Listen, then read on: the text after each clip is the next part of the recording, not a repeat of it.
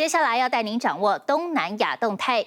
根据泰国《世界日报》报道，菲律宾的空运系统老旧，开年就大瘫痪。官员表示，预计3天内可以完全的恢复。民航署也已经编列了1.24亿披索，要进行系统升级。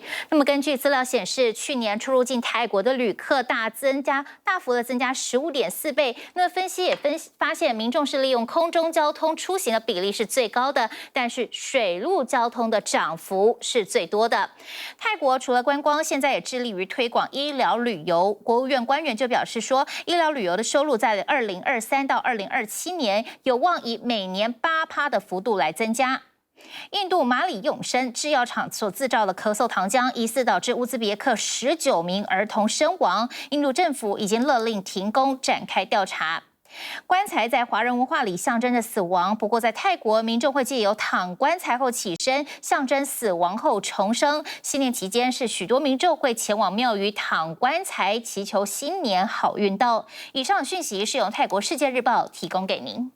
想扩大国际视野，掌握趋势，请订阅专门报道国际新闻的 YouTube 频道 TVBS 国际 Plus， 记得要开启小铃铛哦。